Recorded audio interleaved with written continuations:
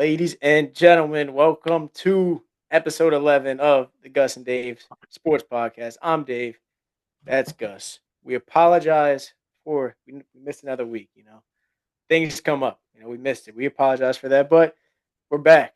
And now since we missed a week, we got lots to talk about. NBA playoffs are in full swing, about to be in full swing.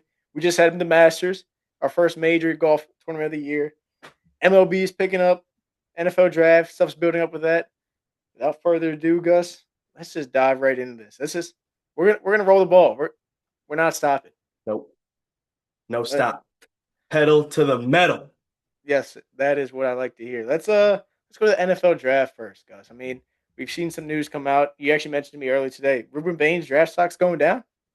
Yeah, so I don't know if the viewers out there have heard recently, but Ruben Bain Jr., an outside linebacker coming out of Miami University, was involved in a car crash about 2 years ago in 2024, where I don't know the exact incident. It might have been one of his passengers sitting in his car or another car that it was involved in the crash, but he was driving the car down I-95 in Miami, and he had happened to obviously get in a car accident, and the person that he had injured ended up in a coma and in the hospital for a few weeks, and then unfortunately ended up passing away, which I know is very sad, and it's, rest in peace to him. But the matter of time where this news drops is very coincidental, having the draft, only a week away from today, actually.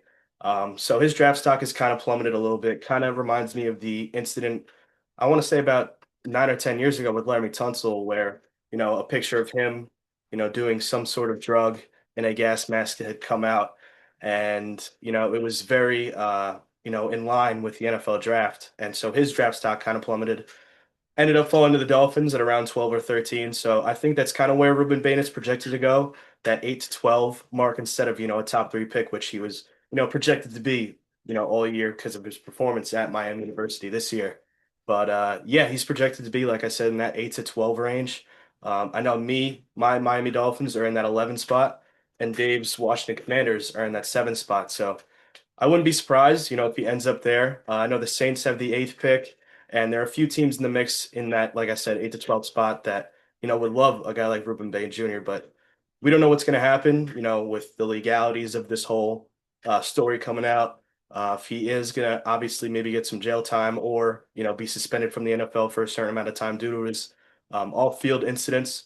All this story is very new within the past week or so.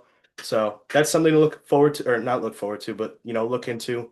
Very interesting and developing story. But moving on, that's something we don't really want to touch on. It's a touchy subject. Rest in peace to the person that had passed away due to his arrogance and lack of driving experience, I should say. It kind of reminds me of the Jalen Carter situation, though. Yeah, those That was Georgia more Bulldogs recent. don't know how to drive whatsoever. They don't. I mean, they got all the money. They got the NIL money. They just don't want to buy no Uber. No, no, that's a very good point. And Jalen Carter, I mean, once that story came out, I feel like it was brushed under the rug a little bit, For not even sure. a month after it had happened. So it's going to be interesting to see what happens with Ruben Bain Jr. But good luck to him in the NFL, and hopefully he gets drafted to a pretty good team that needs him. But moving on, like I said, more news out of the NFL draft. Ty Simpson, quarterback out of Alabama University, had a pretty good year this year. They went to the college football playoff.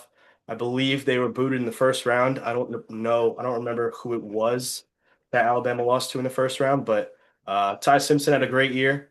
I believe Alabama went 9-3, 10-3, something along that line. And like I said, they were in the college football playoff. And this quarterback class coming out of college football this year isn't very deep whatsoever. I believe he's the second ranked quarterback coming out of this draft class. Obviously, from Fernando Mendoza being number one, going number one overall, most likely. Um, and Ty Simpson has been kind of a lower second round, maybe early third round pick. But recently, it's been kind of brought to my attention that he can maybe go late first, early second. Ty Simpson, he was a pretty good quarterback. He's not very good. I mean, not very, I shouldn't say that. He's not very comparable to the other Alabama quarterbacks that have come out of, obviously, Alabama in the past. Bryce Young, Tua. Mac Jones was even pretty good at Alabama as well. They were all better than I would say Ty Simpson was at Alabama. Granted, they probably had a lot better wide receiver cores. That wide receiver core in the early 2020s was absolutely ridiculous. Jerry Jeudy, Jalen Waddle, Henry Ruggs, Devonta Smith, all those guys. Obviously, a lot greater weapons than what they have right now. But yeah, it's going to be an interesting story to where he ends up. I actually moving on. The Dolphins have the 11th and 30th pick in the first round. And I've seen multiple sources like Mel Kiper Jr. come out and say that the Cardinals might trade with the Dolphins to jump back into the first round and grab Ty Simpson with the 30th pick. So, and the Dolphins would be receiving not only the Cardinals' early second round pick, I believe it's 36 or 34, something along those lines, but they would also be receiving their third round pick as well for the first. So I wouldn't be too mad at that. You know, the Dolphins would eventually have 5 picks within the top 25, which would be pretty solid. But yeah, I've been seeing a lot of reports that the Cardinals are going to drop or come back into the first round, get their quarterback. Obviously, since Kyler Murray has gone to the Minnesota Vikings and they're stuck with Jacoby Brissett. So maybe Ty Simpson stays behind him for a year, put him out next year, and maybe he develops a little bit. But like I said, moving on, we're going to go into both of our teams and our projected picks. So the Commanders are projected to pick Carnell Tate, wide receiver, out of personally, I think, is wide receiver University, Ohio State. Um, Dave, what do you think about that? Carnell Tate? I mean, I love it. I've been seeing different mock drafts all over the place where I feel like it's always be like with your team. You feel like where every mock draft has someone your team's taking is different. I've seen Carnell Tate. I've seen Jeremiah Love. I've seen Caleb Downs. I've seen Ruben Bain Jr. And really, as long as the team takes one of those positions, takes a position that we need, I'm fine with it. I feel like this draft class, like this top 10 draft class, is pretty open. Besides maybe like the 1-2, everybody knows Mendoza's going one, but there's just like a lot of leeway with these players coming in where they're all great players. It's just what does your team need most, or what does a team not need essentially. Carnell Tate, that would be a great addition to the wide receiver room with Terry. If we re-sign Debo, um, we have some other pieces. De'Ami Brown, we brought him back. I mean, I think they're going to be great. Carnell Tate, fast guy. Love my receivers. Love those fast guys. And then again, Jeremiah Love. I mean, best running back. Do you take a running back that early? We've seen it work out in the past. We've seen it completely, excuse my language, shit the bed for teams taking a running back that early. Saquon Barkley, for example, that was great. That was a great move. But then, what if these running back don't turn out how they are? They have short careers in the league. Ruben Bain Jr. Do you take the off-field troubles and bring them in? Get eyes on your program, eyes on your team for a star player like that? Do you go Caleb Downs, beef up that secondary, beef up the safety position? So I mean, as long as the Commanders they take those one of those guys or one of the key positions we need, I really don't have a problem with what they're doing. I mean, the seventh overall pick, it's going to be exciting. I'm gonna hopefully I can see what team picks within the first hour of the NFL draft. I mean that day one takes forever. They, that is, I mean, you have the entire offseason. The Raiders have had since week 5 to decide who they want number 1 overall, Bro. and they're still going to take about 7 minutes to choose Mendoza. Yeah, I don't get that part of the NFL draft. Which, speaking of Mendoza, he's not attending the NFL draft. I don't know if you saw that. I did see that. I He's saw choosing to that stay home. him, and a few other. Well, I also saw that mostly all of the lottery picks that Ohio State is projected to have, they're all going to be at the draft. I just saw that this afternoon, and I did see that Mendoza is not going to attend the draft as well. Um, Maybe that has something to do with his mother. She's in a wheelchair. Maybe he Yeah, doesn't want to her to be in that big of a crowd and stuff like that, which is very respectable. I love definitely. Mendoza. I love basically every decision he's made so far has been, very like role model esque. He's a great guy, so maybe that has something to do with his mother. But him, I love those house reactions. Oh, they're the best. Those live camera reactions for NFL drafts and stuff like that. I One of love my it. favorite ones is the Baker Mayfield one. That was a big old like 40 people in the background. Yeah, yeah, yeah. One of his buddies called him right before the draft too. Fake a phone call. I don't remember that, but that is funny. Yeah. that is a Baker thing to do. Is just to go No, call I mean, those big random house family parties for the buddies. draft are always fun just to see the camera. They have a cameraman there or whatever, but I can see both sides of it. Mendoza staying home or choosing to go to the draft. I mean, me personally, if I was projected number one or think I was going round one, I feel like I'd want to be there. I mean, you only get to walk across the stage and shake Mr. Goodell's hand once, holding up your team's jersey. But I mean, there's both sides. I mean, he's obviously he thinks this was best for him and his family. He wants to probably be around his family and loved ones instead of in a packed room with a bunch of players he doesn't really know, maybe, or and you got to act happy for the guys when they all come across the stage. I mean, you really think these guys are super happy that someone went ahead of them? Probably not, but No, they just no, want to show love for the cameras because they got a million cameras there. I mean, you can't do anything wrong with the draft these days. no. Like, dude, a team might not draft you if you don't shake someone's hand when they're walking past Exactly, exactly. Your draft stock might plummet right then and there. you. It might. Cross his name off the list. We're going to the Yeah. next one. But Another, I just thought of it. Another house video. One when CD Lamb got drafted and his girlfriend tried to take his phone, Matthews. and he took it right back. Yeah. That is a classic You might video. get those moments from Mendoza, but I think he might just stand up and firm handshake with his father and then a hug with his mom and call it a day. Absolutely. Absolutely. But I'd like to kind of touch on the Commanders pick again because I've Yeah. been seeing a lot of news recently that SportsCenter has been talking about a Jeremiah Love, Jaden Daniels backfield. Yeah. And I mean, they're hyping this up like no other, I feel like. So that kind of gives me kind of thoughts to where, they might go Jeremiah Love, even though you said Sure. a few weeks ago when free agency Yeah. first started like the ball roll, they did pick up Rashad White. You do still have Bill Jakrowski-Merritt in your backfield as well. Chris Um, Rodriguez Chris and Rodriguez Jerome Ford too.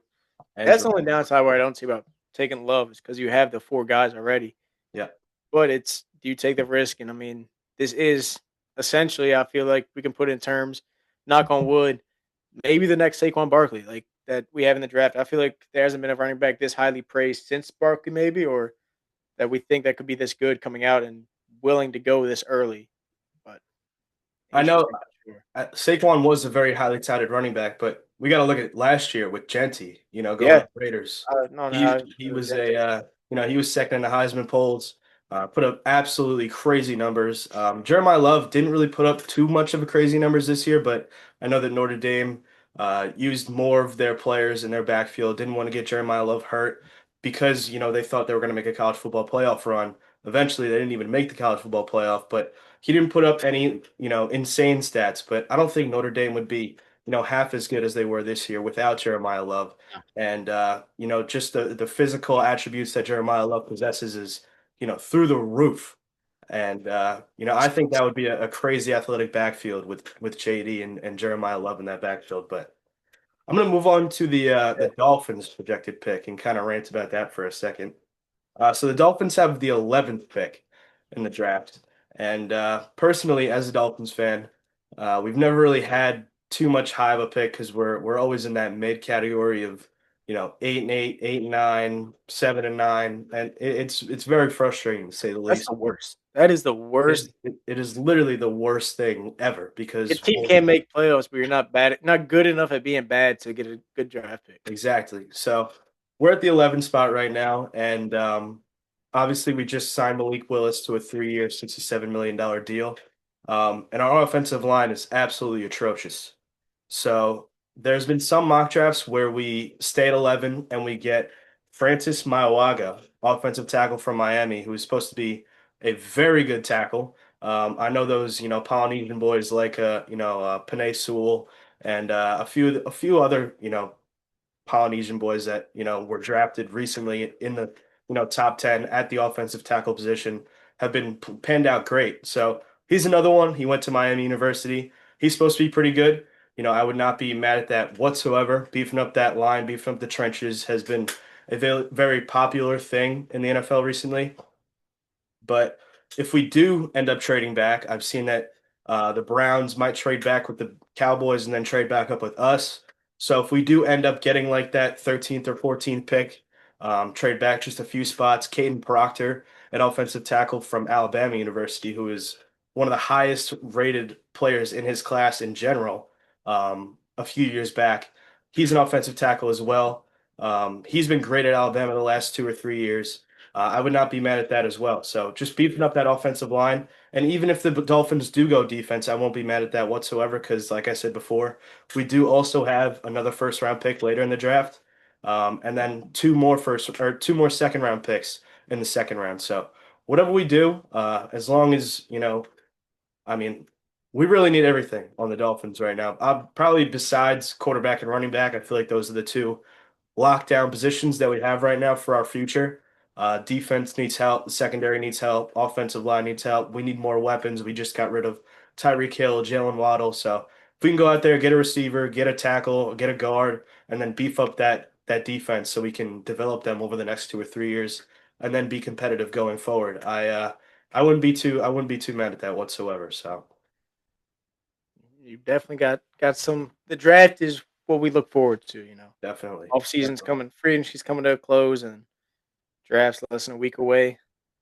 It's gonna be fun watching it. It is. But some other news out of the NFL. Dexter Lawrence of the New York Giants. Dexter Lawrence and the Giants have kind of come to a standstill on contract negotiations. Obviously, he requested a trade, I want to say, no longer than 2 weeks ago. And I guess they've been trying to negotiate, some sort of an extension to where he's happy, where the Giants are happy, and they can move forward with that stacked defensive line that they already have. But it seems like that's not going to be the case. Um, obviously the Giants, like I just said, their defensive line is pretty stacked right now.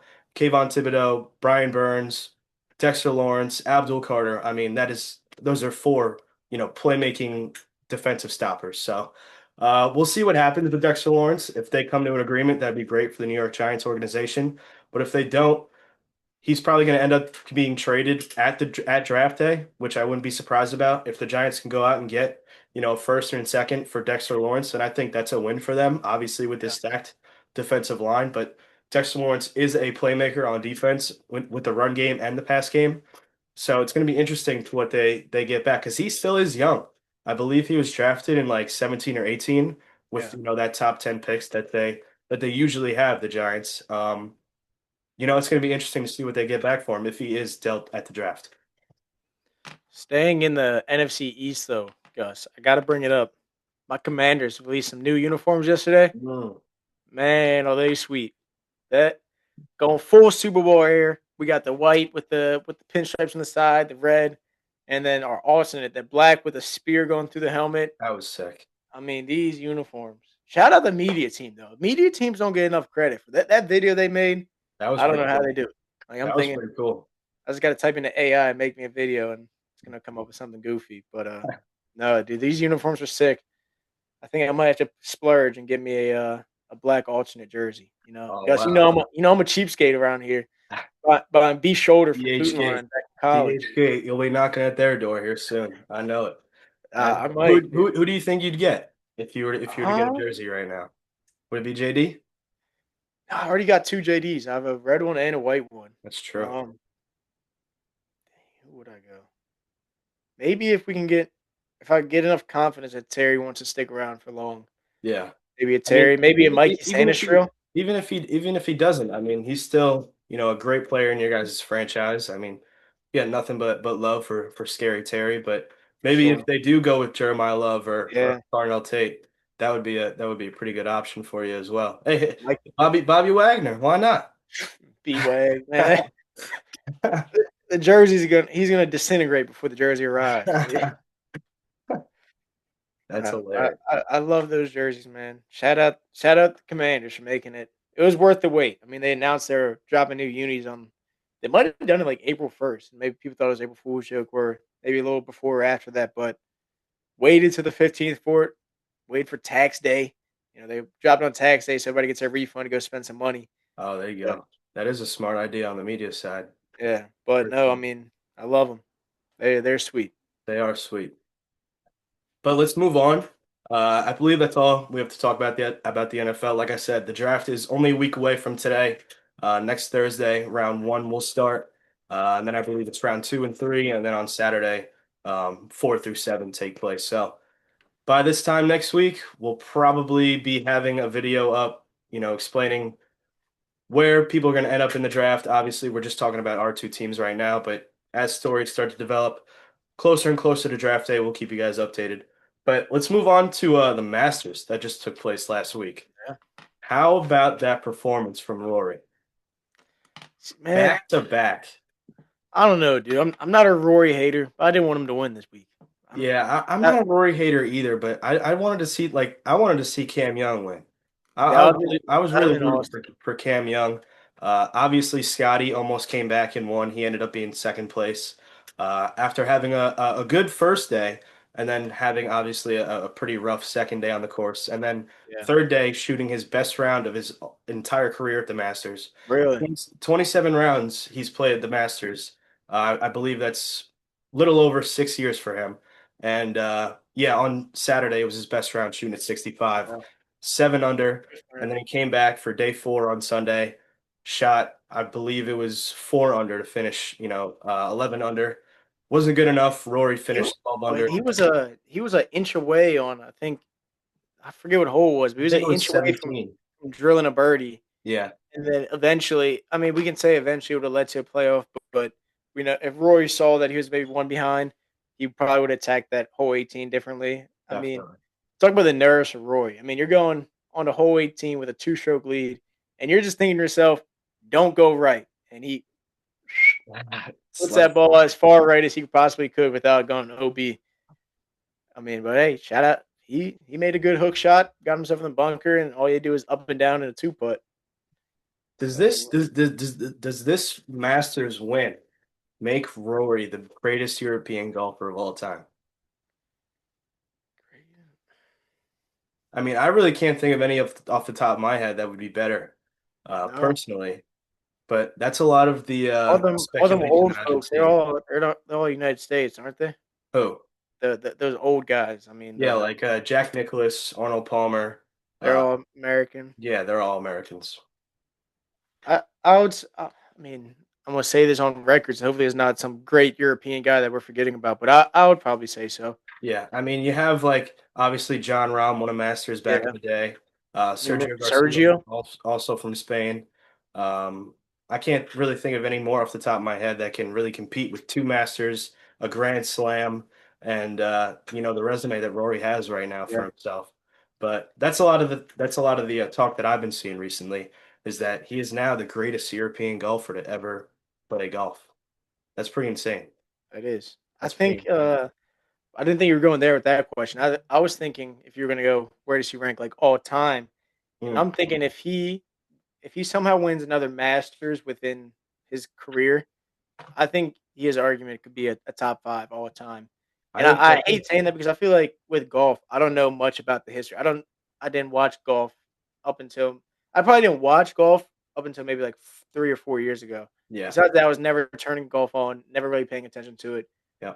So I don't really know much about the history, much about these older players, the Jack Nicholsons, or how many majors, how many tournaments they've won. But also, I want to say that the competition now is a whole lot better than what it was back then. Yeah. And the argument of better clubs, better balls, all this scientific talk, whatever. But I think if he could get one more within his career, maybe a few other majors, pick up a couple more PGA Tour wins, he has a real good chance of making that top five all the time for sure. In I my mean, the four that come to my head automatically, obviously Jack Nicklaus, Arnold Palmer, Tiger, and then probably Phil Mickelson, honestly. yeah, And then you obviously still have Scotty who's out here killing it every other week. yeah, Um, and then a bunch of other these guys that are still very young that could go out and compete any weekend and stack up their wins to compare to any of those guys. Maybe not Tiger or Jack Nicklaus with 5 or 6 green jackets, but Scotty and Rory, hey, they could. I mean, it's not out of the question. It's no, not out of the realm of possibility that they could go out and win 3 or 4 more green jackets in their career. they definitely could. Because we see Tiger at almost 50 years old winning the Masters only 7 years ago. So I believe Scotty's only in his early 30s, and maybe the same thing with McIlroy, maybe mid 30s. Yeah, So they still have another, at least 10 years of really good golf in them where they could go out and they obviously have Masters experience over these younger guys playing in it so many years in a row. You never know. You never know with these older guys. They could go out and surprise you. No for problem. sure. like Justin Rose almost made a push earlier this year too. He was up there at the leaderboard for quite some time. Um, Fell off, but let's move on to our parlays. We each picked three players. We each put out a parlay. I went a conservative route. I went top 20s. I had Spieth top 20, Aberg top 20, and Ashke Bhatia top 20. I went 2 for 3. So my parlay didn't hit. It was like a plus 1,000. Spieth finished tied 12th. Aberg, or actually, I went 1 for 3. Sorry, Aberg went tied for 21st, and then Ashke missed the cut after day two. Um, I thought Ashke. I feel like the Master Augusta plays for left-handed golfers, and especially with the green speeds, he's known for anchoring. He is that long broomstick putter, and there's questions whether he's anchoring with his fist in his putter grip, which is illegal. So I thought maybe he would have advantage on the putting green with that much more leverage. Maybe he secretly is anchoring, and with the course playing towards lefties, thought he had a chance. That was my long shot. He was at plus 200 to be top 20, but he's I just believe what was mine? I had Scotty top 10, Aberg top 10, and then DeChambeau top 10. yeah. And I believe that was around plus 1,000 too. And I think Yeah. I only went one of three on that as well. Aberg, like you said, went top 20 or was 21st, and then DeChambeau missed the cut by one stroke. What's up with the Chambo and the Masters? I I mean, don't know, in the man. last 3 years, that's him. He's missed two cuts now. That is I'm having the same questions because he's one of the greatest golfers in the world right now, but at Augusta, he In can't seem to get it 20, going whatsoever. what year? We're in 26. So 24, he missed the cut. 25, he was in the final pairing with Roy. Or no, maybe not. But he was like, I think he might have been top 10. Was he I last year? think I think you're thinking of the U.S. Open or PGA Championship a year or two ago with Rory, Okay. where, But where he then stuck this year. where he stuck it like 5 feet from Oh, the yeah, green yeah, to yeah. win the U.S. or the PGA Championship, I believe. Let me see where That was a crazy bunker shot. that was insane. Let me see where did he finish? Yeah, DeChambeau was fifth, but in 2025. Okay. Fifth in 2025. Missed the cut in 2024, missed the cut in 2026. I mean, and that, like I love DeChambeau. I love watching. I mean, I love he's like a people's golfer. He's like making YouTube content now. he is. Obviously, he chased the bag, went to Live, which you had a cool fact about the Live and the Masters, which we can bring up after this. But I mean, like, and then I love watching him play. But then he just goes out there every single interview and blames his balls, blames the clubs. I mean, like at Yeah. one point he's got to kind of say like just I didn't play good. That's all you got to leave it at. Like, Yeah. oh, Bryson, what do you think of your round? I didn't play good, and just walk away. And that's it. But he's over here saying the ball didn't fly 10 degrees left of how I wanted it to. It came out short. Don't hit your pitching wedge from 210 yards out. Maybe it might go a little closer, but I saw during his some of his post interviews of his first and second round at the Masters, and if you know Bryson DeChambeau, he's a very positive guy, or I guess not in this scenario, but on YouTube Golf, he's very positive. Always very outgoing. He like Dave said, he's a people's golfer. Everybody pretty much loves him. Um, but during these interviews, he didn't really give an explanation on anything that had happened, like with any of the problems that he had on the course. And with Bryson, it's very detailed. He'll tell you what he was doing, what happened here, just like Dave was saying. But after the post game during the Masters, it was very short, one word answers, very very cut to what he usually is. And I yeah, could tell he was very upset with himself definitely. after those two rounds of golf. So hopefully he can bounce back. Obviously, I don't know what's next. The PGA Championship, I think it's the PGA Championships next, and then the U.S. Open takes place in mid-June. Yeah. So we'll see what happens at the next major. Hopefully he can Major bounce golf back. seasons in full swing. Oh yeah, oh I yeah, don't really tune in much to the regular PGA events, but I mean, you check up on the leaderboard every now and then. Like RBC Heritage is playing right now. yep. I think we both took Aberg top 20 and top 10. Now Aberg's round one leader at -8. So It's ridiculous. I mean, it's just you can't win in golf. Nope. Anybody. That's the thing about golf. Anybody could win. I mean, Anybody, it doesn't matter. You just gotta if you're on your game that weekend, you're gonna do some magic things. definitely. Uh, I feel like that's all we have for the Masters in golf. I mean, with Very golf season entertaining weekend. Very entertaining weekend. with golf season come like I said in full swing. I mean, every now and then on the pod we can bring up golf, we can bring up the majors. every player's looking. Actually, before that Live Golf stat you brought up to me that only 3 players in Live made the cut, or no, were under par, right? No, I believe it was only 3 players. Two of them were under par. One of them was over par or under par. I'm sorry. Patrick Reed was the only player in Live Golf to finish under par during the Masters. 3 made the cut. Dustin Johnson and I believe, oh, Tyrell Hatton also played very well. I believe he came in third or fourth at like Yeah, 9 or 10 under. Patrick Reed finished 12th. He played very well as well. And then Dustin Johnson shot even on yeah, the in the Masters. So only 3 finished, under par or even coming out of Live Golf. I think that's a very interesting stat to look at. for I sure. don't know what these courses live are going to. They probably don't compare to to Augusta whatsoever. They definitely don't. I think on that Live Golf tour, I'm a big Live guy. Now I've worked 2 Live events now, but no, like I mean they're fun to go to, but the courses I feel are not up to PGA standard, or none of them are probably comparable to what Augusta or these master courses play like. Yeah. I mean, is it the U.S. Open where the rough is like 7 inches long and you're like, is the U.S. Open or one of the That major? But was that was Oakmont last year yeah, where the, I the mean rough was that is so bad.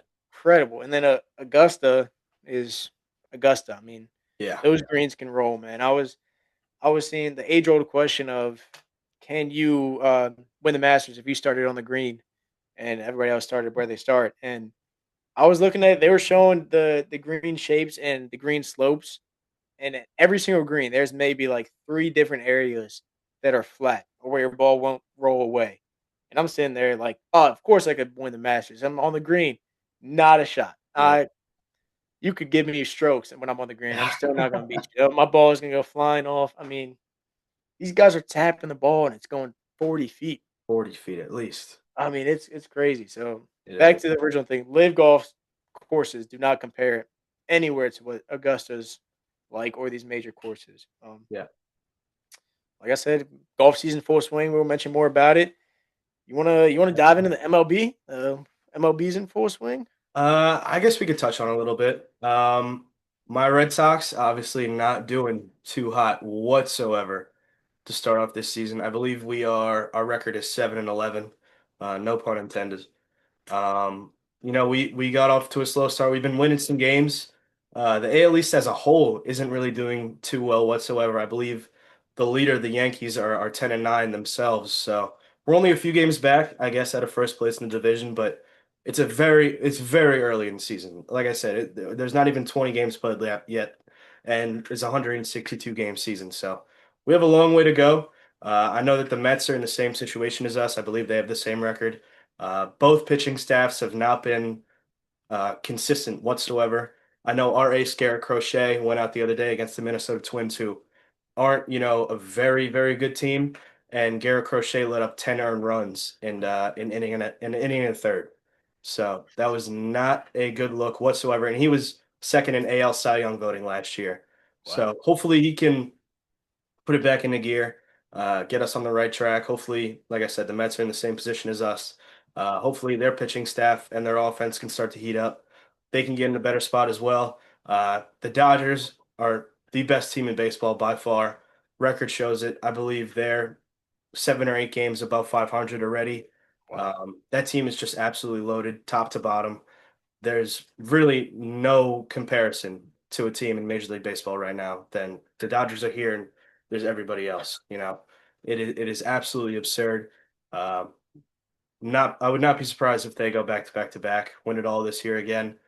The reigning World Series competitor, Blue Jays, are in the same spot as the Red Sox right now. I believe we have the same record as them.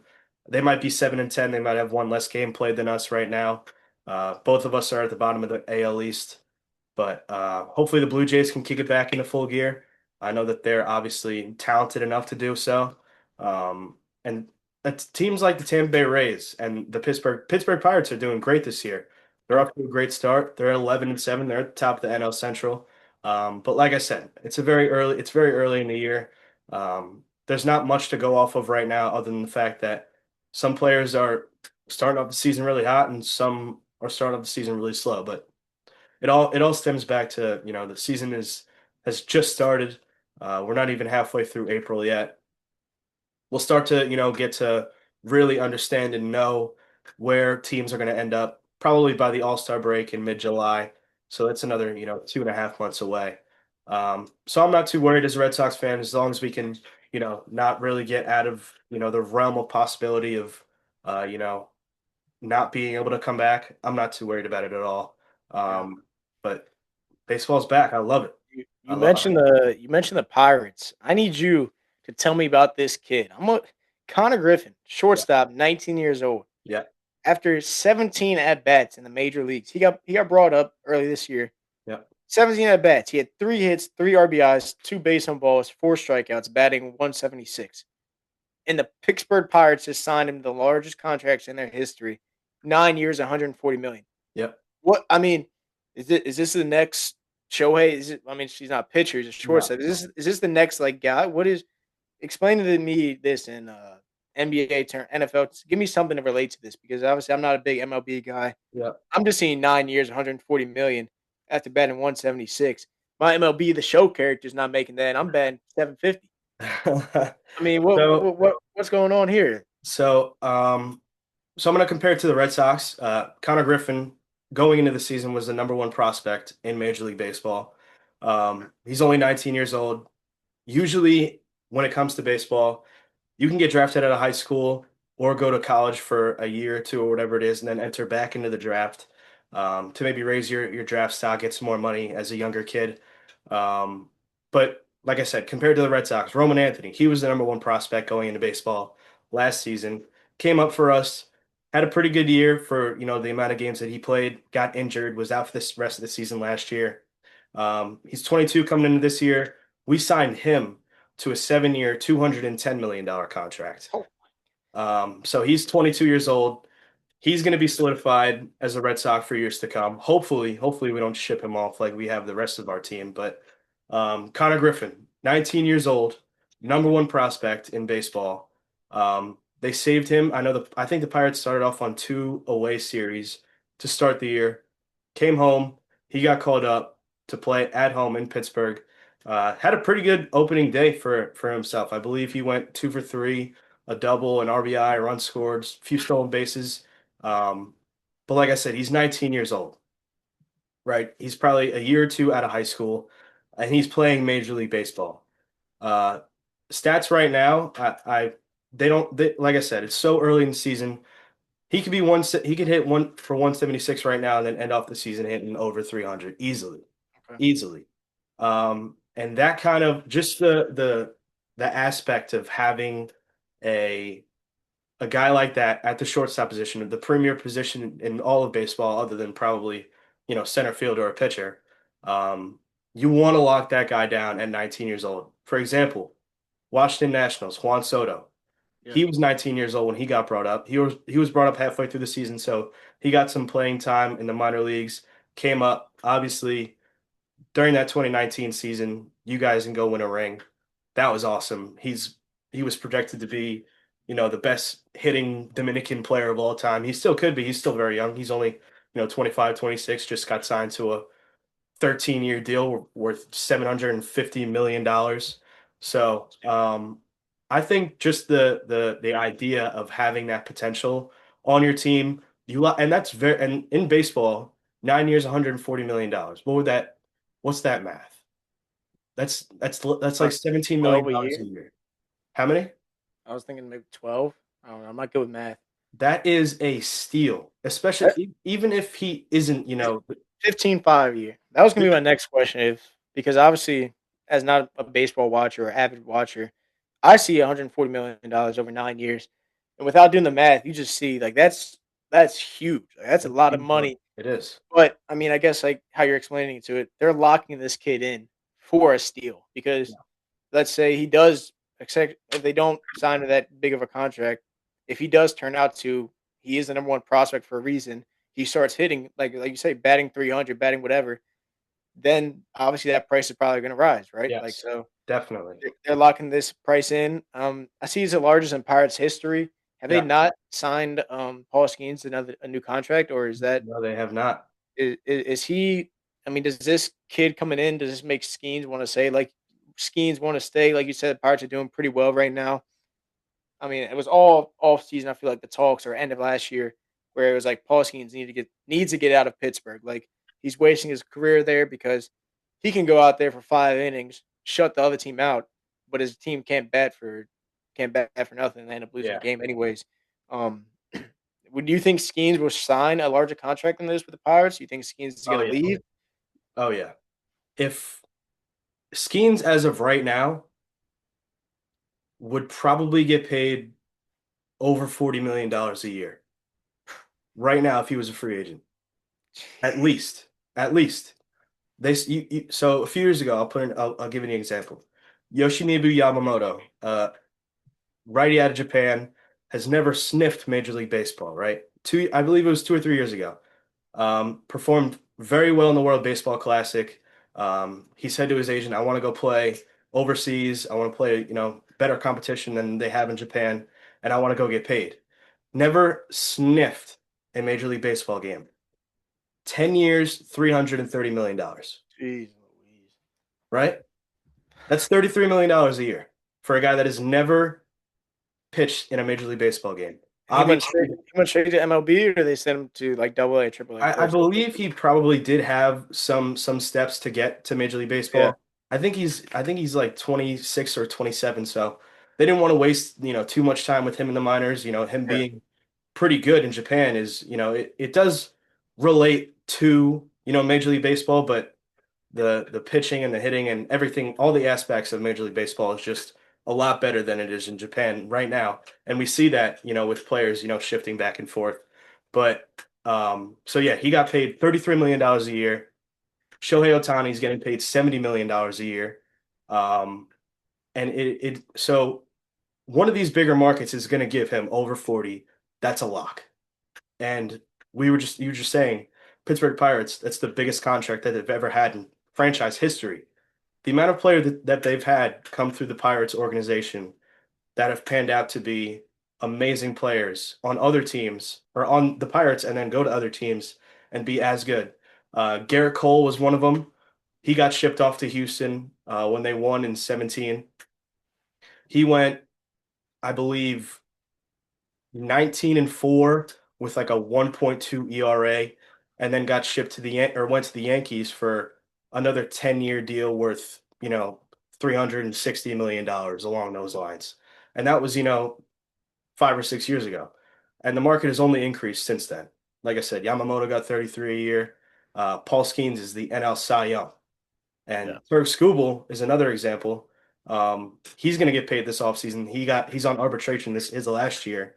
Him and the Tigers had to go back and forth to finally, settle on a deal worth like $28 million because I think the Tigers offer was like 19 and Skubal's number was like 32 or something like that. So they settled on like 28, 26, that kind of range.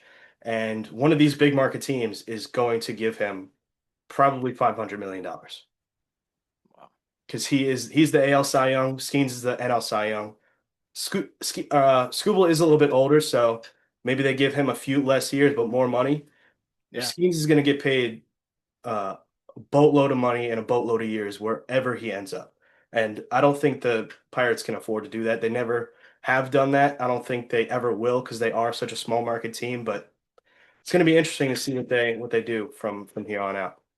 You mentioned previous Pirates in the past. How much was my boy McCutcheon making when he was on the Pirates? Was he making anything like that? Any crazy So numbers? McCutcheon's prime was back in like 12, 13, 14.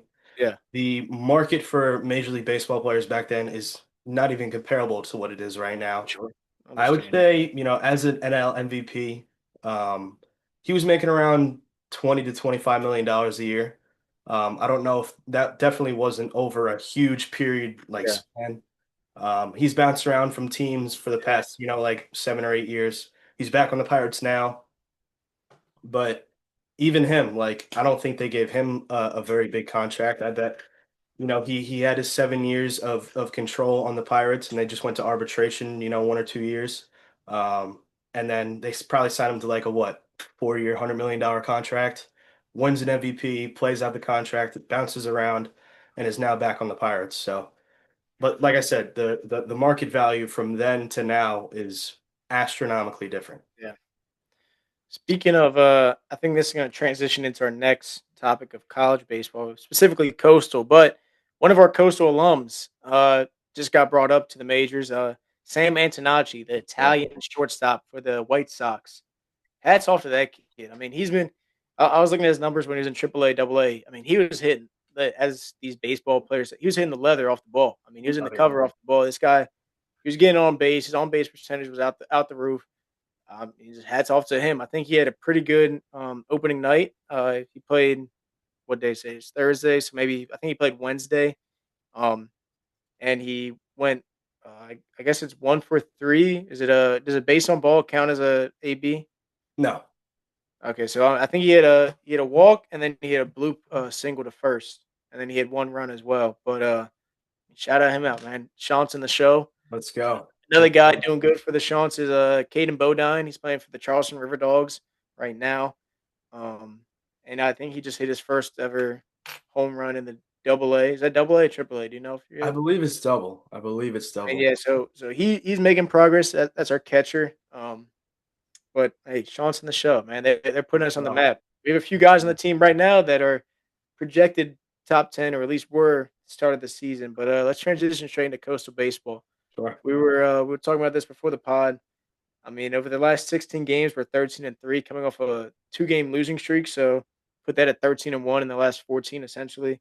Um, we're still missing our starters, our 1-2 guys, and Cam Flukie and Hayden Johnson, our right-hander and our left-hander, who they're projected to come back at the end of this month or early May. That's what it looks like. They're saying like an 8-week time span. Um, Dominic Carbone, another one of our was he our closer or was he another Yeah. star? Yeah. Our He's our a our, closer. our ace of a closer, essentially. He was out for the season, so we've been out our star pitchers. A few other injuries across the board, but I feel like we've had a pretty good year. We mentioned when we had Mr. Miller on the pod. I brought up Coastal baseball with our injuries and starting off slow, and he told us word for word, I wouldn't be worried. And I mean, Nope. this guy, he was right. He Like had we confidence. turned it on. Yep. If we're 13-3 in our last 16 with a record of 26-10, that puts us at what was it? That would be 13-7 to start the season. Something like that. Yeah. 13-7, and then we went 13-3 over the last 16 games. So I mean, I feel like we're right in the drive. We're right where we want to be. I mean, Definitely. being we're ranked number 7 in college D1 baseball without our 1 and 2 guys and our number 1 closer. So plus 4,000 odds of winning in Omaha don't look too shabby right now. If you're a Chanticleer fan that likes to throw money and bet money on some Do it. futures, coastal baseball, man. I mean, you just love to see. You love seeing your school do good, and Love it. they Love they it. do good. You Hell got yeah. yeah. You got anything about coastal baseball? What do you? I mean, I kind of just ran through all of it. I apologize. I believe you touched on all of it. Yeah, I mean, super excited for our guys out there. I know we just dropped our last two games. We went to Wake Forest on Tuesday, lost to them 10-5. Tough But place to play. yeah, but like you said, I mean, I think this is like the perfect scenario for us right now. Um, Winning all these in-conference games, without obviously our one-two punch in the starting rotation is huge.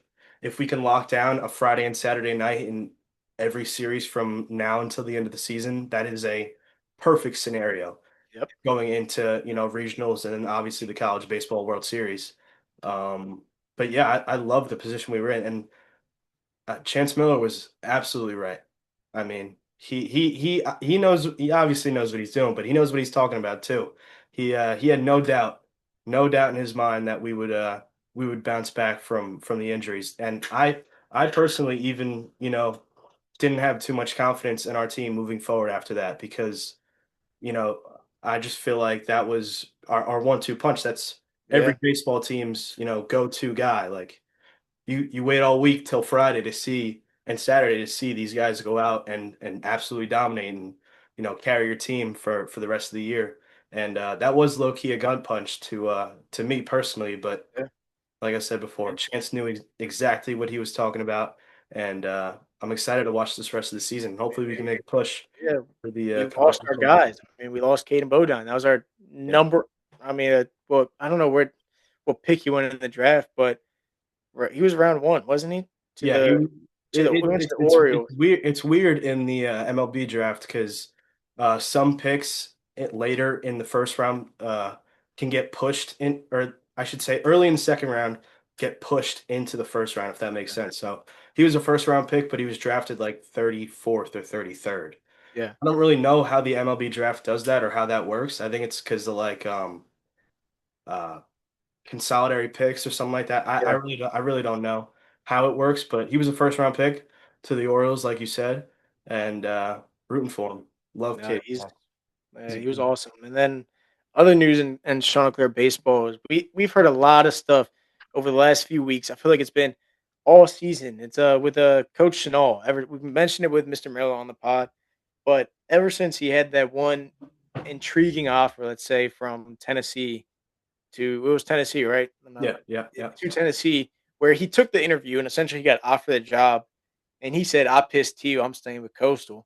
Um, I mean, but now we're seeing where, yeah, we haven't been too hot to start the season. Now, apparently, South Carolina's calling. South Carolina wants him. Hmm. Other schools, I mean, who doesn't want a coach that just took? I'm not hating on Coastal whatsoever, but we're not. We're a G5 school. He just took a G5 school to Omaha and put up a fight. I mean, we made Yeah. the championship. Yeah, we got 2-0, but our coach got thrown out in game one, first inning. I mean, who knows what the game would have been. So now coach other schools are calling, other ADs are calling, and I actually believe Mr. Miller went on a different podcast a few days ago or maybe yesterday where they asked him, they said, like, what's going on with coach? How are you reacting? And he basically just said, if I'm an AD at any other school, I'm calling him right now. Like, who doesn't want him as their coach? I don't blame him. If you need a head baseball coach, why not give this guy a call? If I mean, you could say technically he listened to Tennessee, he listened to their offer, so Definitely. make him say no to you is what Mr. Miller was saying. He was like, make him make the decision. Put all your chips in for a coach, and if Yeah. he wants to come, he's going to come. If not, he's going to say no, and then go find your other guy. But Yeah. I'm thinking he's going to stay. I think he loves what Coach Gilly did before him. He was there as assistant coach when Coach Gilmore was there, and now as your first year as the head coach, you're taking your team to Omaha in the championship series. That's I mean, awesome. I don't see him personally. I don't see him leaving anytime soon. Um, I'm hoping we can maybe I don't know if he's signed a new contract when he became the head coach, but maybe Mr. Miller, if you're listening, maybe put a few dollars on the table. Increase I really tuition by a couple $1,000. We'll cover it, sweep it under the rug. I can't imagine what Coach Schnall would do with, like a funding of Oh Tennessee. my goodness. I feel like that's I don't probably think the he'd ever only lose. I feel like that's the only intriguing part to him is just saying, yeah, coach, we don't have the funding at Tennessee, LSU, or Vanderbilt does as a Power 5, Power 4 school. But if I can do this with a G4 school, why not just stay here and like I mean he loves Coastal. He Yeah. loves it. So hopefully he stays for We years. love him, We do. and we Coach Shaw, if love you're him listening, come on the pod. We'll wait till after the season. with open arms. Welcome on. Any coaches listening at Coastal Carolina Athletics, come on the pod. Why not? Why not? But That's awesome. all right, well, let's hop right into NBA and the playoffs. How about that? So, oh, and look at this. Look at the timing of this one. Look at this. I Excuse me. saw. Ladies and gentlemen, we'd like to welcome on Thomas Roberts. How are you, Tom? I'm doing all right. Doing Sorry, all I right? had some technical difficulties with the computer, so I had to go on the phone for today. But No, that's all right. All right. We, It is we all right. just got to the NBA. I mean, it was were your ears ringing? It's kind of like you're listening to us. I knew it was coming, man. Batman, I saw the bat signal in the sky, bro. The bad signal. Yeah, let's hop right into this NBA. Let's cover up what happened these last two nights For in sure. the play-in. So on Tuesday night, the Hornets and Heat went to overtime. Hornets ended up pulling off the dub, 127 to 126. LaMelo Ball, what a game out of him! Hit the last two buckets for the Hornets to win that game. He Man, ended you up almost told it. dropping 35 and 10. There was a little controversy coming out of Charlotte after that game. I didn't see the exact clip for it, but apparently LaMelo Ball tried to trip Bam Adebayo potentially hurt him. I think it ended up did hurting Bam. I know Out of the Eric game. Spoelstra came out today and said that that's enough fining for LaMelo. I guess I don't really know exactly what Spoelstra said, and he also got fined for his after game comments. I guess he had used some explicit language to. He was cussing on the air. He Oh, was. was he? He was. He was going crazy. And the video does not help LaMelo Ball's case whatsoever. I don't know if either of you guys saw the video of the play of him hurting Bam. Mhm. I didn't see it. I mean, Gus. Well, let me interject for a second, because Gus, what do you mean you don't know if Bam got hurt? He missed the whole game. He didn't play. I know Bam got hurt, but I didn't see the video. So he fell. I mean, LaMelo falls down, picks his ankle. He lands on his tailbone. I mean, I think that happened the first or second quarter, and then he was gone the whole game. Damn. And they're honestly lucky because, I mean, Melo had what? He might have had 30-something. 35 and 10. He shot 3 for 15 or something like that. Colin Knippel went 0 for 6 from Colin three. Knippel didn't make a single three. The Hornets are so lucky that they pulled this game out, man. Colin got benched for the last 2 minutes of regulation and the entire overtime because he was playing so terrible. When the game-winning opportunity was on the line, Colin Knippel was not on the floor. They had Kobe White out there, and he did what he had to do. I mean, that game time shot. That was one of the best shots I've seen in a long time, man. Fade away. Man, that was beautiful. That was nice. That was hard. Hey, they say that the Heat played 83 games this season in honor of Bam. So they did indeed. And look at Bam dropped 83 for what reason? How are we gonna remember this season? They got 10 seed and bounced in the play-in. He didn't even play. Nope. Get that 83 out of my face, man. Disrespectful. Put an asterisk next to it. Put an asterisk next to that 83, man. In the leaderboard, there has to be that he shot 52 free throws in the game next to his points. I mean, like, and he was playing the Washington Wizards, man. Come on, half those points don't count, man. For real. That's hilarious. Well, let's move on to the 7-8 seed game in the Western Conference. Blazers Suns. Blazers ended up pulling off this dub, 114-110, and Denny Avdija. What a game! 41 ball, 41, 7, and 12 out of Denny Avdija. Watching this game, I feel like the Suns obviously had a little lead going into the fourth quarter. I'm pretty sure the Blazers were down 8 or 10 points. And then all of a sudden, like, Denny Avdija just starts taking the ball to the rock every possession. And he got a few and one lays in there. And all of a sudden, it's a 2 or 3 point game. And Denny has 30. And then the rest of the game, he just decides to go crazy. All the other players on Portland, go out there and do what they do best. And they pull off the dub against this Suns team that, is an 8 seed, but doesn't really impress me whatsoever moving forward with this game against the Warriors tomorrow night. No, yeah, that was a decent game. I wasn't really too excited to watch the game, but I ended up watching most of it. Portland was surprising me. They played better than I thought they did. They really have some players out there, and I think them making the playoffs this year is gonna be great for the development. Gus, I was talking to you, and I think next season with Dame back in the rotation and Denny and Donovan Clingan and Sharp. I mean, I think they're going to have a real squad. I know the West is tough, obviously. But a 5 or 6 seed, it wouldn't surprise me because there's other teams that are regressing, and this team is just going up, man. Tom, remind me what the Wizards traded Denny for. Because, I mean, we drafted him. Why didn't we, like... Dude, I don't remember exactly, but it was probably maybe one first.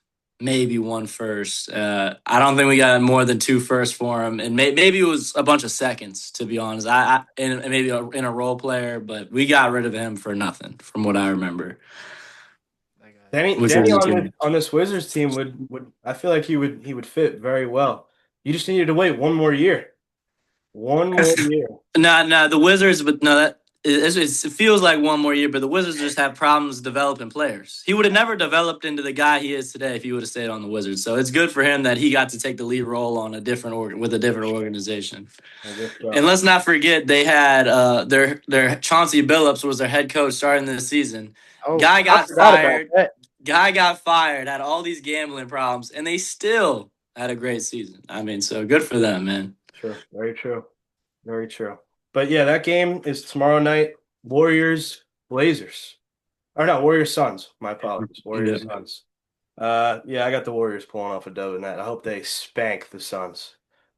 I mean, I really hope they do too, but you never know. Yeah, you never know. Let's move on to last night's game. A game I didn't really tune into whatsoever, to be honest. Magic 76ers. Sixers ended up winning this game 109-97. And Maxey, great game. 31 points. I saw that VJ Edgecombe had a pretty good game as well. Believe he put up 19 points. This didn't surprise me whatsoever. The Magic recently have just been so off as a team in general. Paolo and Franz have both had kind of off years where we kind of expected them to make a little bit more of a leap. You know, Paolo being that All NBA, maybe even Franz being that All NBA third team conversation, but neither of that happened. And it seemed like Desmond Bane kind of took the lead role on this team after getting traded for in the offseason. But yeah, I mean, no surprise. They're going to play the Hornets tomorrow. That's right. Yeah. It's tomorrow. That's yeah, I got the Hornets in that game as well. I hope the Hornets win. I do not want to see the Magic against the Pistons because that would be an absolute blowout. I would Yeah. I would really hate that. Gus, But, I brought it up to you, but it was I was thinking about it as a perspective of the Sixers.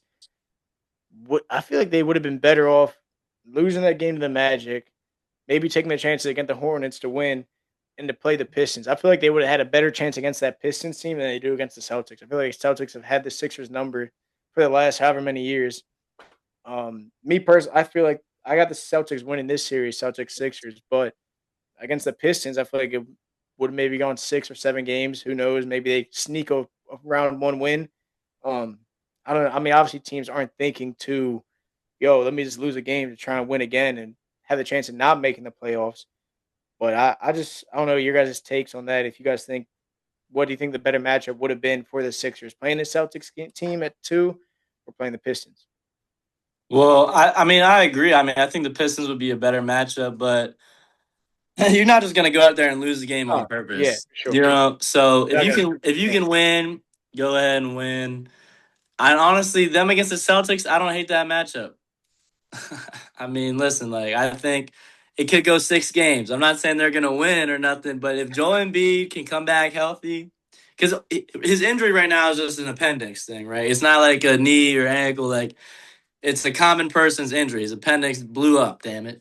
You know he should be back, and if he's back, they might take him six games, maybe max. I don't know, but it'll be an interesting series. I think. I was saying Embiid could be back by like game 3, game 4. So I was gonna say for your sake, Dave, like I do agree with you on the like a better matchup against the Pistons, but it also gives like Embiid a day or two more to recover from his injury, so then you can go out and play an extra game or two against the Pistons and not have to lace up on Saturday and then lace up on Sunday instead. It just gives you like an extra, you know, whatever it is, 24 hours, 48 hours to recover off that injury. But I think it's going to be a good series, Celtics Sixers.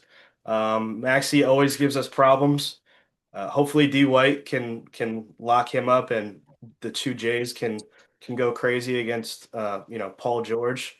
You know, that age difference is pretty drastic at this point in Paul George's career.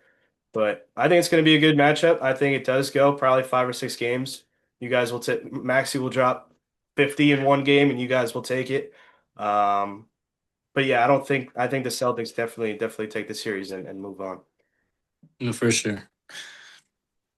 But all right, let's go to the last and final game of the first round of the play-in, which was my favorite to watch personally.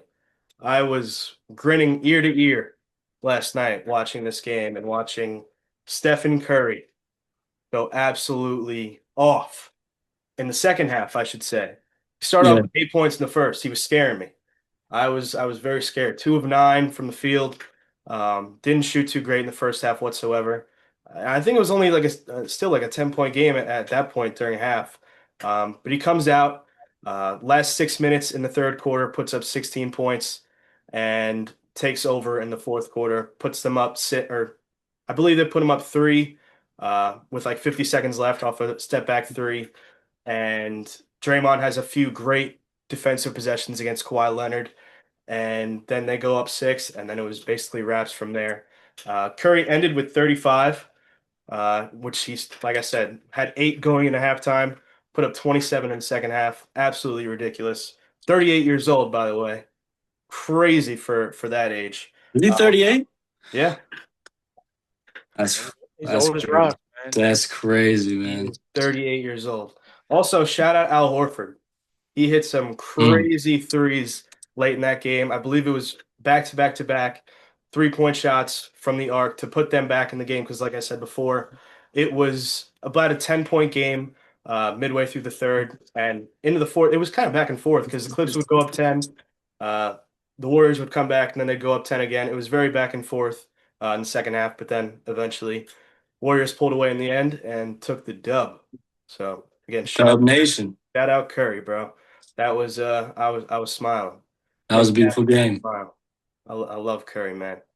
Love Curry. I feel like Flight. Yeah, watching that I'm gonna game. say you sound like a flight right now. Nah, Flight's right, man. He was on something. Yeah. You gotta love Curry, man. Look at Seriously. Curry, man. Look at Curry. Seriously. He's inspirational, genuinely. He is. He is. But I believe that's it with the plan. Do we have any predictions on these next 2 games coming up tomorrow night?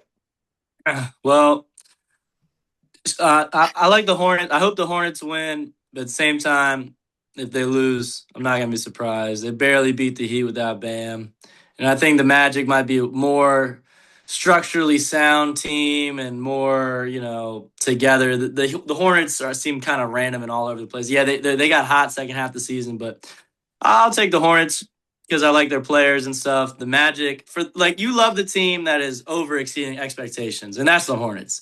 The Magic, on the other hand, supposed to be a top 4 seed, top 5 seed, barely in the play-in. Like, come on, they can wait another year. You get out of here. Yeah. And then what's the other game? A Warriors Suns. Yeah. Obviously, I'm rooting for Steph Curry, man. And that's just is what it is. I think we might all be on the same page. I mean, I'm definitely going Hornets, Warriors. I think those are 2 I think will win, and those who I want to win as well. So. Yeah. I don't think, you saying, the Hornets barely beating the Heat. I don't think LaMelo has that bad of a shooting night. I don't think Khan has that bad of a shooting night. Yeah, that's true. In back-to-back games. So, this Magic team isn't anything special like we've been saying. They've lowered their expectations all season long. And like you said before, Hornets heated up, got in the play-in, and hey, if they can be an 8 seed against this Pistons team, that's going to be a fun series to watch because they did have some beef in the regular season. That's right. There was a huge fight between Isaiah Stewart, Jalen Duran. I want to say like Miles Bridges too on the Hornets, Diabate on the Hornets.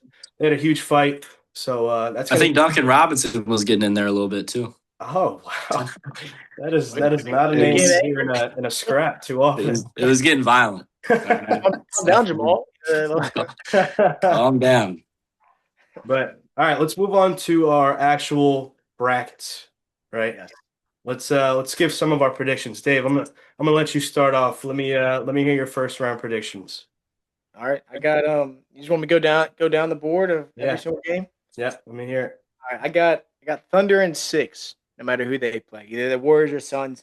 I think the Thunder are just that good of a team. I'm giving them 6 if they play the Warriors. I think the Warriors would give them the bigger battle instead of the Suns. Maybe Suns, maybe Thunder might bounce the Suns in 5, maybe even 4. Next game, I got Lakers, Rockets. I'm taking Lakers in 7. I feel like this game's going to go to 7 no matter what. If AR and Luke are able to come back, I think that's what's really driving this Lakers team. I think if they can come back, that's what will help Lakers take the series. Nuggets, Timberwolves. I got Nuggets in 6. No explanation there. I just think that, the Nuggets are on a 12-game win streak right now to begin with. Coming into playoffs, Joker is just going to turn into MVP Jokic and just pull from half court over the head, put in the bucket, and win a game. Spurs, Trailblazers. I got Spurs in 5. I think Wemby's gonna show who he is. I think he's gonna come in, absolutely dominate this series, show why he is a potential MVP, why he's going to be MVP leading up for these years to come in that league. Moving to the Eastern Conference, I got Pistons in 6. No matter who they play, I think either Magic or the Hornets give this Pistons team 2 games. Probably picking up like a home game, maybe one away game. Cavs Raptors, Cavs in 6. Nothing. I got no explanation for that. That's just who I got. Knicks Hawks, I got Knicks in 5. I was talking to Gus about this earlier. Gus seemed a little surprised with that one. I just feel like the Knicks are going to turn it up. They're gonna show out. Madison Square Garden in the playoffs, different environment. It's gonna be tough for the Hawks to go in there and take away some games. And then Celtics Sixers, Celtics in 6. I think Tom mentioned earlier how we would give them some trouble. Maxey maybe will drop 50 points here and there, maybe one game to 50 points. If Embiid can come back, maybe that can change. But Celtics in 6 is what I got for that last Eastern Conference game. Cool. Tom, what you got? Let me see. All right. So starting off in the West, if it's the Suns, it's a sweep. If it's the Warriors, it's probably going to be a sweep, but I'll give them one game. I'm hoping it's the Warriors, so I say Thunder in 5. Lakers, Rockets. I got the Rockets in 5. I got the Rockets in 5 because I just don't believe that Luka and AR can come back healthy. I mean, I'm rooting for LeBron. I'm rooting for the Lakers. But I think Luka might come back game 3 or 4. Like, oh, please save us. Luka is going to have all this weight on his shoulders. He's probably going to re-aggravate his injury, and he'll probably get subbed out, and they'll probably just get bounced in the first round. I mean, I don't think LeBron can put the team on his back again at 41. I mean, I hope he does. That'd be really fun to watch. I just don't see it happening. Nuggets, Timberwolves, Nuggets in 6. I feel bad that Anthony Edwards has to go through Jokic to make his run because I'd love to see him go to the Western Conference Finals again. But maybe if he was on the other side of this tree, he could. But I don't think they're beating the Nuggets. Spurs, Portland. I'll probably give Spurs in 5. Just because I think a sweep is very difficult. And I wouldn't say that Portland is that bad that they're just going to openly just get swept like that. I mean, they could take a gentleman's sweep. Second round, Thunder, Rockets, Thunder in 5. I think that's going to be a cakewalk. Nuggets, Spurs. Now, whoever wins this series is going to win the finals, in my opinion. And I got the Nuggets in 7. That being said, I got the Nuggets in 7 being OKC in the Western Conference Finals because obviously OKC's been the best team all year round, but Jokic has been the best player all year round. I don't care about SGA's MVP. I wish he wasn't the MVP. I mean he's got a great case for it.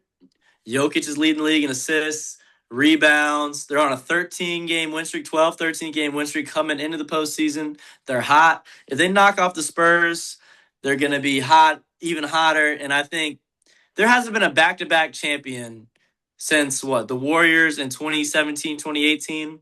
It has been 6 years straight, 6 or 7 years straight of a different champion every single year. There hasn't been a back-to-back champ. And I know the Thunder are that good. They started the year 24-1. They could easily go – if they make it to the finals, they'll win the finals. But if they don't get past the Nuggets – then they're not making it.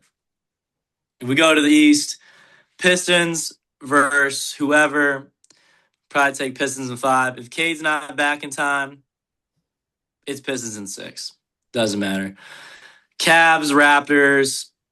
I know the Raptors been hot. I'm still kind of iffy on the Cavs. I'll take Cavs in 6. I don't think it's going to be a cakewalk for either team. Same with the Knicks and the Hawks. I think it's going to be Knicks in 6. I think Atlanta's been really, really good. They got great players. If they win the series, I'm not going to be flabbergasted and surprised.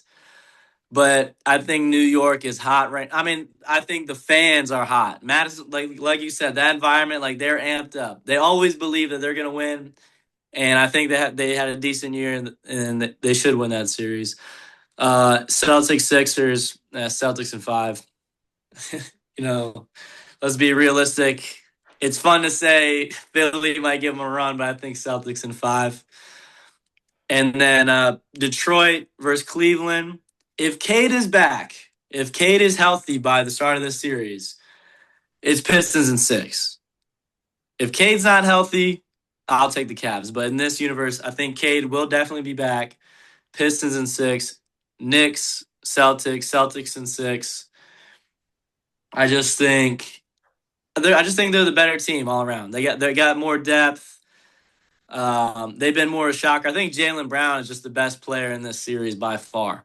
You talk about JB over here on the Knicks, Jalen Brunson, Jaylen Brown. Jaylen Brown is by far way better. So I'll take Celtics in 6. So Celtics, Pistons. I'll take Celtics in 6 again. A lot of 6-game series. I feel like it's an easy number to find. I don't have really too much explanation. The Pistons have been really good, but this is the first time that they're making a deep playoff run. The Celtics have that experience. JB's been there. JT's been there. Joe Mazzulla's been there. Peyton Pritchard has been there. They've been here before. If JT's just now integrating himself in the lineup. Like he's had time. He's got his reps. And he was playing good when he first came in anyway. Now he's got his reps up. He's going to play even better. So I think Nuggets, Celtics. And I think the Nuggets are going to win the championship. So it's going to be in I'm going to say 6 games again, 5 or 6. I don't think it's 7. I don't think it's a sweep. You had me for the last, 7 minutes. Then it just went all downhill from there. But I think a championship appearance, that'd be cool for Boston. They got enough rings already, bro. They don't need to win. We're not playing for appearances. Yeah, I understand that. What is that? All right, go ahead. Give me your list, bro. Cool. Give me your list, bro. All right. So I have a lot of these series going 7 games. A lot. That just doesn't happen. I think so. Thunder, I'm going to assume the Warriors are going to beat the Suns tomorrow night. I'm going to take the Thunder in 6 against the Warriors. I think the Thunder are just a lot younger. They're going to be fast-paced ball. Defensively, they're a lot better as well throughout all 5 positions. Wait, Thunder in 6. Yes. I just don't buy it, dude. What do you mean? Listen, I know I said Warriors in 5, and I didn't say a word while you were giving yours off, bro. Can I say my list? Can I just explain? Because you're going last, I feel like we get to break it down now just a little bit because I'm not gonna have to retrace your steps here. I'm just gonna catch you while you're there. The Thunder won 65 games. The Warriors are below 500, and I know Curry missed 2 months, but you really think they could win 2 games against the Thunder? I do think that. I'll be damned. I mean, I gave them 1 game. I mean, I barely gave them 1 game. I mean, it's probably gonna be a sweep. But you think they can win 2 of them? I think so. I think Curry can lock in a playoff mode. We saw it last night against the Clippers, bro. Yeah, but the Clippers ain't the Thunder, man. The Clippers have just gone like 33 and 16 in the last 50 games of the season. Listen, I mean, I don't. The OKC lost 15 games this entire year. I'm giving him 2 games, bro. I like Stephen Curry. I think he could go out and drop 40 one game and then 30 another, and then he can sneak by. Like I said, I love Curry, man. Next series, if I can continue, Jesus Christmas, give me Lakers in 7. I'm taking LeBron James to have an all-time series. I saw this one interview with him the other day, and I think the playoff seeds might have been locked in already. And a reporter asked, LeBron, what has to change? Like, what do you have to do to go into the playoffs to change up your game or whatever? He's like, nothing new, just back to old times. And oh my goodness, that had me so amped up because if we can, I mean, he's about to change back into 2018 LeBron. I believe it. Maybe that's listen. That's crazy. That's crazy. That's crazy. He has played great the last 3 games of the regular season. He did. He's been playing. He's been playing his best ball all season long. This Rockets team has not been consistent whatsoever all season long. Obviously, LeBron against KD. I'm going to watch this entire series. Might be the last Dude. time we ever see them matched up in the playoffs. Give me Lakers in 7. If that game goes to 7, I might. Don't no one text me or call me while I'm watching that game. I'm locked in, bro. The next series, Seriously. Nuggets Timberwolves. A few years ago, I believe this was the Western Conference Finals. The Nuggets did get the best of them, but that was that was young Ant. I believe Ant has progressed a little bit more, but I don't think they can keep up with Jokic. Obviously, like Tom said, he's the best player in the league right now. He's been playing like that all season long. Jamal has been obviously heating up. First time All-Star, putting up 25 a game. Aaron Gordon is now back.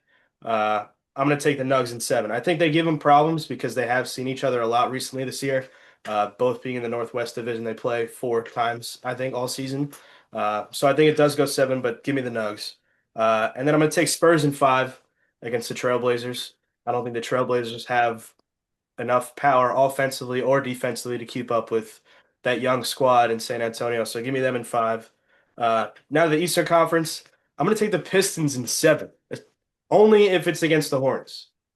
It's against the Hornets. I know Cade's a little banged up still. Obviously, this Hornets team didn't play as well the other night as they have been, this last back half of the season. But I really do like this matchup in the first round if it is the Hornets. Like I said before, it's going to get scrappy, and they're going to be good games. So I'm going to take the Pistons in 7 against the Hornets. Next game, Cavs Raptors. Raptors have been hot recently. And kind of like the Rockets, the Cavs have been kind of iffy all season long. I don't want to say inconsistent, but like just not playing to where we expected them to be before this season. So I'm going to still take the Cavs, but I'm going to do it in 7. I think BI and Scotty can give them problems at the forward position, especially now that they traded DeAndre Hunter. That forward 2 guard, Donovan Mitchell doesn't really match up with either of those guys whatsoever, defensively at least. So I think they can definitely give the Cavs problems. I'm going to take the Cavs in 7. Knicks, Hawks.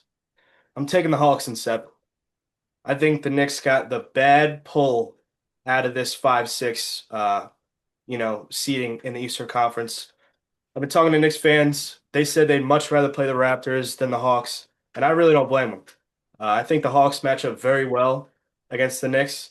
They're a very big team. Jalen Johnson, Zachary Reese-Shea, those other guys that are over there, obviously. And I think they're going to take them to 7. I really do. I don't think this Knicks team really matches up well with And they're them. going to win. Yeah, the Hawks are going to win in 7, yes. Yes, I do believe that, yes. Yes, you learned a lot from me, man. What is that supposed to mean? Man, I was talking to you about this the other day. I said the Hawks might make the Eastern Conference Finals, and you were looking at me like I was crazy. Well, for them to get to the Eastern Conference Finals, they'd have to go through the Celtics, and I don't believe That's right. So, and so for the next round, I'm going to go with Celtics in 6. Celtics in 6 against the Sixers. We were talking about this before. I think they can go out or Maxey can go out and easily drop 40 or 50 on us, any given night. I know our guard play hasn't been very consistent all year, unless JB can lock up. Like I said, DY can come in and lock up for a second as well. I think they can definitely get a game or 2 on us, and especially if Embiid gets back as well. So, all right, now to the second round. Thunder, Lakers. I don't think A-Reeve is going to be back. I don't think Luka is going to be fully healthy. This Thunder team is just very stacked, top to bottom, so young. I'm probably going to take the Thunder in 6, unfortunately, for LeBron, but they'll get booed in the second round, in my opinion. And then Nuggets Spurs, I'm going to take the Spurs in 7. I know this last half of the season, they've had a few matchups where it's gone back and forth, and I believe they ended the season even against each other. I remember a few weeks ago. No, the Nuggets had them all year, bro. Let me pull this up. I think they beat them 4 times this year. I don't think it's been even. even I guess not record wise, but like when they actually are on the court, it's been very close games whatsoever. Because a few weeks ago, Wemby dropped 40, 41, and Jokic had a 41 triple-double, 41, 12, and 15 or whatever it was. And it was a great game to watch. And then they played the week after, and I forget what happened then. But I'm going to take the Spurs in 7 in that series. And then Pistons Cavs, assuming that, Cade is back and healthy. I'm going to take the Pistons in 6. They've been obviously dominant in the Eastern Conference all year. I'm not sure what their record is against the Cavs this year, but I assume it's pretty good. So I'm going to take them in 7. And then Hawks Celtics. I think the Hawks give us the most problems in the Eastern Conference, to be honest. A few years ago with Trae Young, they gave us the most problems in the first round. And they've only gotten better since then. So I'm going to take the Celtics in 7 against the Hawks. And then in my Western and Eastern Conference finals, I'm going to take the Spurs in 7 against OKC. They've been pretty dominant against OKC all year round. And Wemby's just going to go out there with something to prove against Chet because that rivalry, he hates Chet so much. So I'm going to take Wemby and the Spurs in 7 against OKC. And then Celtics, Pistons. I just think we match up with them very well. And I'm going to take the Celtics in 7. And now to my finals, Celtics Spurs. This is what we all been waiting for, isn't it? And yeah, you guessed it right. I'm taking Celtics in 7. Really? I'd have thought I thought you'd have been, open a third eye. Went with the Spurs for a second there. No, they're like you said before, Celtics. We've been there before. This reminds me a lot of back in 2022, Celtics' first finals appearance against a Warriors team that has been there for the last 5 or 6 years. A lot of people had the Celtics winning that championship. We had a pretty good team then, but I mean, and compared to the Warriors team, they still had Clay, Draymond, Steph, but all those younger pieces, stepped up on that older squad and beat us in, I believe it was 6 games. And I believe it's the same thing. Wemby and the Spurs getting the finals for the first time, getting that playoff experience. Everybody's going to be riding high with the Spurs, but I think the experience end is going to win, and we're going to win in 7. Who's guarding Wemby? Who's guarding Tatum or Brown? Stephon Castle, Devin Vassell. I mean, Steph Castle, man, he's a great wing defender. Yeah, he's good, bro. He's good. He's Yeah, not bro. I mean, guarding he's. Jaylen Brown. I mean, yeah, Jaylen Brown is one of the best offensive players in the league, but I think Steph Castle could clamp him up a little bit. All right, so we give the ball to JT, and he goes crazy. JT's coming off that, Achilles, man. He ain't moving as fast as he used You to. got to answer for everything, bro. I'm just saying. Who's guarding Wemby though? Nobody. We'll put Nemes Keita on his end. Nemes Keita. No, look, if the Nuggets don't beat the Spurs, if the Spurs win in 7, in my prediction, I think they'll beat OKC in 7, and I think they will beat the Celtics in 6, probably. I just realized I didn't get my round 2 or round finals, but I'll just jump straight to the finals. Go I got ahead. Spurs Celtics, Okay. like I said. And I'm going to pull off a little unk on you. Jaylen Brown, your mom's a clown. Jason Tatum, take my words verbatim. Spurs in 5. That's what I'm going with. That's good. Come Yeah, on, I believe that. I believe that, Dave. That's a good Spurs in point. 5. Wemby, finals MVP. You're going to get a ring. Ooh. Celtics. Yeah, I'm gonna poop on your party, Gus.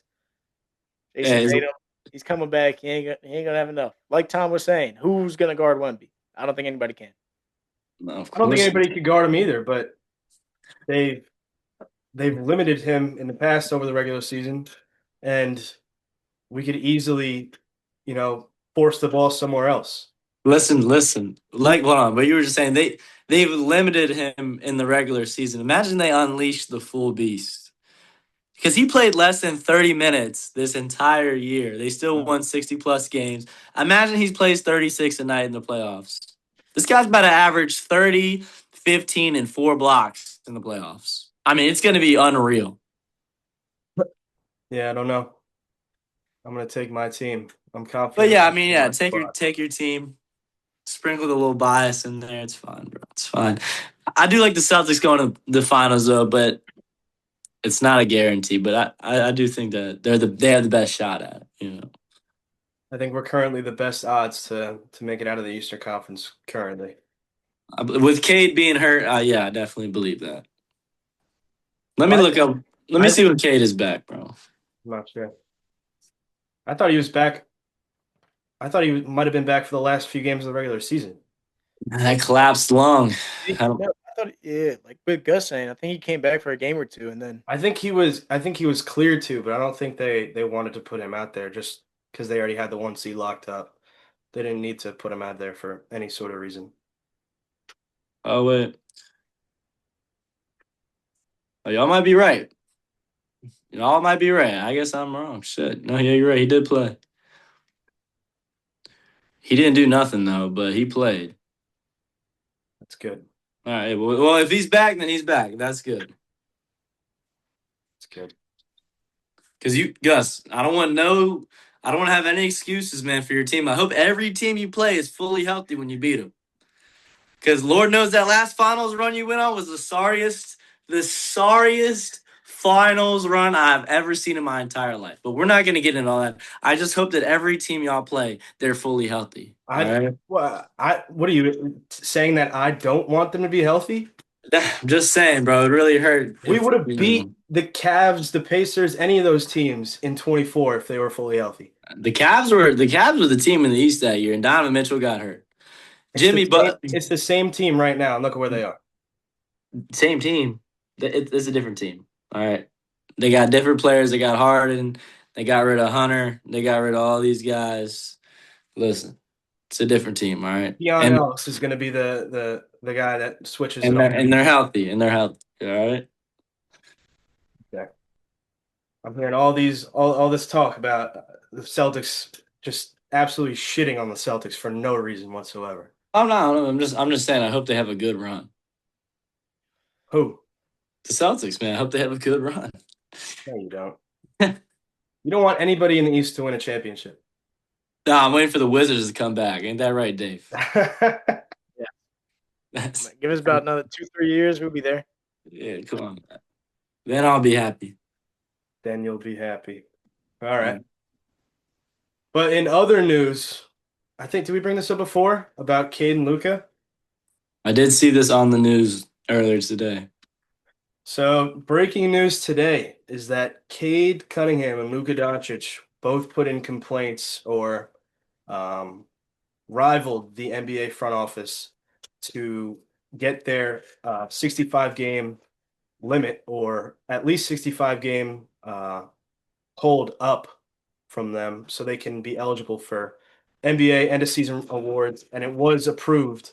So now both of those players will now be eligible for the awards like All NBA. I don't know if Luka or Cade would win any other award or any other big award like an MVP, like a DPOY, like maybe a clutch player of the year for one of those guys. I'm not too sure what that race is looking like, but they are eligible for All NBAs at the end of the season, so that's good for them. But kind of confusing to me because I really don't understand what the rules for then. I think it was the main reason was to counteract the load management problem, because you remember a few years ago, like NBA stars are load, like Kawhi and Embiid, like, oh, we're load management, just not playing. It's like, if you're not gonna play, you're not gonna be eligible for these awards. But because these guys, like, bro had a collapsed lung, and everyone knew he had a collapsed lung, like that's not his fault. And just because he's one game short, I mean, it makes sense to uphold that. I think Luka Doncic had a daughter. Like, Yeah, I think Lucas was because of his kid. yeah, because of his kid, but like, that's not load management. Like, bro had to go see his child. You can't blame him for that. So, and also it was one game. And also, I think 65 games rule is kind of dumb. But I'm glad that they're eligible for these awards. So it'll be good. I guess I am too, because I mean, who's going to replace Cade and Luka on probably All NBA first team? Who's gonna get it, JB or Cade? I mean, I think they take in standings to account and will give it to Cade. Really? I mean, JB carried his team throughout the entire season, but I don't think they're going to take that into account. I think I'd probably give it to JB, to be honest. I don't think he's going to get first team All NBA. I don't know. That's That would be hard to nice. say. I would love it. I would love that for our squad, but I don't think they are. I don't think they're going to do that. So the first team is probably Shea, Cade, Luka, Jokic, Wemby. Wemby. Yeah, but I would take JB over K. But it could go either way. I don't know. Yeah. That's going to be a interesting story to watch. But I believe that wraps it up for the NBA. Those are our brackets and predictions. That's right, fellas. I got to get out of here. I got work in 5 minutes. All right. All right, Tom. Appreciate you coming on. Thank you for letting me on, boys. We will we'll tap back in when we have our finals. Tap back in after the conference finals for sure. Sounds good. Sounds good. Appreciate you, Tom. All right, boys. Hey, happy birthday. Thank you, boys. Birthday podcast for the fella. Thank you, man. Y'all be easy. All right. Peace. Peace. It's Tom's birthday. Yeah. All right, let's hop into our last conversation of the I gotta send a text real quick to Tom. last conversation of the pod. Good dude, bad dude of the week. Dave, why don't you start us off? All right, yeah, my good dude. We've mentioned his name quite a lot today. It's gonna be Steph Curry, man. He's come back from injury. He's balling. He essentially brought the Warriors into another play-in. I mean, without Curry last night, they ain't making it. They ain't winning. Like you said, 8 points at halftime. Sparked the comeback. Ended up with 35 versus the Clips. And I think he's just going to do the same thing against the Suns tomorrow night. Take his teams to play the Thunder and eventually lose in 6. But shout out Curry. He's my good dude. Cool. So my good dude of the week this week is going to be Alex Ovechkin. Right winger for the Washington Capitals. Obviously, Alex Ovechkin, one of the greatest hockey players of all time. His career is coming to an end, but when everybody thought that this probably was his last season, he got interviewed the other day and basically told reporters that he's pretty sure that this past season was not going to be his last, which is awesome for the NHL world, the hockey community. He's only 70 goals away from reaching 1,000. I believe he's played over 1,500 games throughout his entire career. Living legend. We're watching, the LeBron of hockey, basically. In his final years, him and LeBron have basically evened out their entire careers together, in both respected leagues. And if he comes back for another season, that's going to be great for the NHL and the hockey community. And I'm super excited to see him play another year. But for my second guy of the week, I'm not going to give a bad dude. I'm going to do two good dudes of the week because I want to, because I said so. So my second good dude of the week is going to be Michael Trout. Right? This past week, Mike Trout in the past, he's dealt with injuries, especially these last few years. Lots of injuries, lots of down years for him. Even though he's a 3-time AL MVP in the mid to late 2010s, living legend, just like an Alex Ovechkin, just like a LeBron James. He's getting up there in age. I wouldn't be surprised if he has no more than 4 or 5 years left in the league. But this past week, he has put on a hell of a show. Or this start of the season, he has put on a hell of a show. This past week, they just played the New York Yankees in Yankee Stadium, and they're on a 4-game road trip in New York. And he's put up 5 total home runs in a combined 4 games. I know he went 2 home runs in a game 2 nights ago. Just to compare to Aaron Judge, he also hit 2 home runs in that game as well. Unfortunately, the Angels did not end up winning that game against the Yankees, but just a masterclass performance this week out of Mike Trout. At this age, where he is health-wise, that's my good to the week. I've always loved Mike Trout, and to do it against one of the teams that I hate the most, I mean, you love to see it. You love to see it. So shout out Mike Trout. That's my second good dude of the week. No bad dudes, no negative bad dudes on the pod for me this week. I mean, we might as well start calling it the dude of the week. the few dudes of the week. Uh, but oh, I think I'm lagging. Am I lagging? Yeah, a little bit. Oh, dang. I'll try to run through this. My bad dude of the week. I'll be quick. It's gonna be DC United. I'm going to soccer for my bad dude. 3 weeks in a row. They've played 7 games so far this season. They've won 2. They've drawn 1, and they've lost 4. They've scored 4 goals, let in 9, and they're sitting in like ninth in the Eastern Conference in the MLS. This is not good. I mean, the DC United are the most storied franchise in the MLS with 4 MLS Cups wins, but they have not won since 2004. So they've not been to the final since 2004.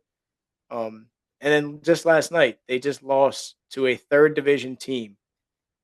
To put this in perspective, Gus, this is like the let me think. The Pacers this year losing to the Shanghai Sharks. I mean, this team is bad. They lost a third division team in penalties last night to get knocked out of the U.S. Open Cup, which is the basically in-season tournament with a bunch of different leagues. No, dude, they're terrible. They suck. They have nobody good on the team. They have a few names in the MLS if you follow the MLS, but besides that, they have nobody. They suck. They need to sell the team. They need to sell everybody on the team. That's my bad dude of the week. Being a hometown team, working for that team, I can say with my chest that it was embarrassing last night. To be at that game. They suck. They're terrible. Yeah, that's my bad dude. I should have picked another good dude and rolled with Gus with the good dude of the weeks, but couldn't find another one. So I have to shit on my own organization, my own team that I support in the MLS. Well, that is that's unfortunate. Sorry for your DC United. But I believe that's gonna wrap it up for episode 11 of today's pod. Obviously, a super long one. We got Yeah. a lot to catch up on. Obviously, a lot to do with the NBA. Like I said before, NFL draft takes place next week on Thursday. We'll keep you guys tuned in with that as well. And thank you guys for watching once again. That's it for episode 11, and we shall see you next week for the draft.